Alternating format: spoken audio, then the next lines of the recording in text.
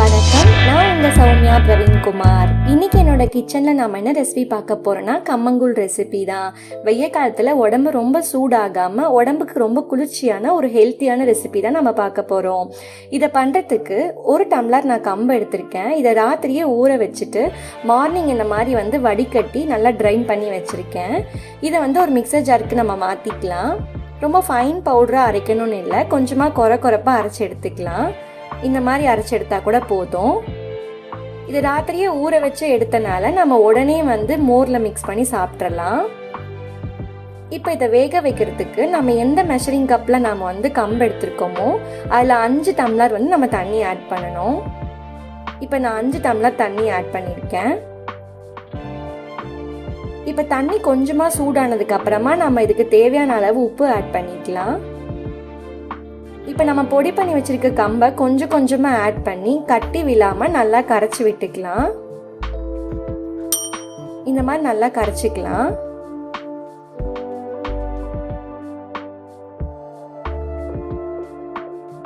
இந்த மாதிரி நல்லா கரைச்சப்போ கெட்டியாகும். இப்போ நம்ம க்ளோஸ் பண்ணி ஒரு 10 நிமிஷம் லோ ஃப்ளேமில் வேக விடலாம். இடையில எடுத்து நம்ம நல்லா கலக்கி விடலாம், இல்லைன்னா அடி பிடிச்சிரும். 10 நிமிஷம் ஆயிடுச்சு. இப்போ கம்பு நல்லாவே வெந்துருச்சு. இப்போ நல்லா மிக்ஸ் பண்ணி விட்டுட்டு ஸ்டவ் ஆஃப் பண்ணிடலாம்.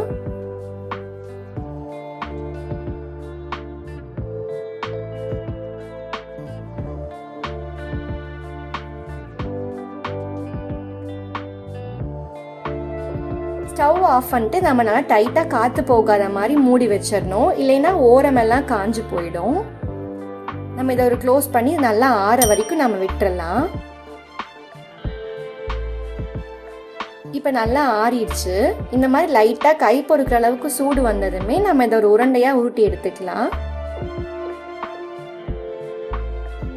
இந்த மாதிரி நல்லா உருண்டையாக உருட்டிட்டு ஒரு பாத்திரத்தில் தண்ணி வச்சுருக்கேன். அதில் இந்த உருண்டைகளை போட்டு வச்சுக்கலாம். நம்ம வேணும்னா இப்போவே கரைச்சி சாப்பிட்லாம், இல்லைன்னா இன்றைக்கி செஞ்சு நாளைக்கு கூட எடுத்து சாப்பிட்லாம். இதை ஃப்ரிட்ஜில் ஸ்டோர் பண்ணிவிட்டு நாளைக்கு எடுத்து கூட சாப்பிட்லாம். இப்போ எனக்கு இந்த குட்டி டம்ளருக்கு 5 உருண்டை வந்திருக்கு. இப்போ நம்ம கம்மங்கூழ் ரெடி பண்ண போகிறோம். அதுக்கு நான் ஒரு உருண்டை எடுத்திருக்கேன். கொஞ்சமாக மாங்காய், வெங்காயம், கொத்தமல்லி, கருவேப்பிலை, ஊறுகாய் எடுத்து வச்சுருக்கேன். தயிர் 1 டம்ளர் எடுத்து வச்சுருக்கேன். ஒரு பாத்திரத்தில் நம்ம கம்மங்கூழ் கரைக்க போகிறோம். ஒரு உருண்டை நம்ம கம்மங்களியை போட்டுக்கலாம். இப்போ அதை போட்டு வச்சிருந்த தண்ணியை கொஞ்சமாக ஆட் பண்ணிக்கலாம். இது கூட நம்ம தயிர் ஆட் பண்ணிக்கலாம். இதில் உங்களுக்கு ஆப்ஷனல் தான். நீங்கள் தயிர் எந்த அளவுக்கு ஆட் பண்ணுறீங்களோ ஆட் பண்ணிக்கலாம், இல்லை தண்ணி அதிகமாக ஆட் பண்ணுறதா இருந்தாலும் ஆட் பண்ணிக்கலாம். இப்போ கொஞ்சமாக ஒரு கைப்பிடி வெங்காயத்தை ஆட் பண்ணிக்கலாம். ஒரு கைப்பிடி கொத்தமல்லியும் கருவேப்பிலையும் கட் பண்ணி வச்சுருக்கேன், அதையும் ஆட் பண்ணிக்கலாம். கொஞ்சமாக மாங்காய் ஆட் பண்ணிக்கலாம். இப்போ எல்லாத்தையும் நல்லா மிக்ஸ் பண்ணிக்கலாம். ரொம்ப கெட்டியாக இருக்க மாதிரி இருந்தால் கொஞ்சம் தயிர், கொஞ்சம் தண்ணி ஆட் பண்ணிவிட்டு இதுக்கு தேவையான அளவு உப்பு ஆட் பண்ணிவிட்டு நம்ம இதை சர்வ் பண்ணலாம்.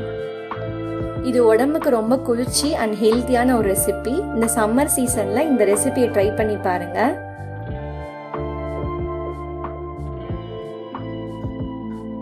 அவ்வளோதாங்க, கம்மங்கூழ் ரெடி ஆயிடுச்சு.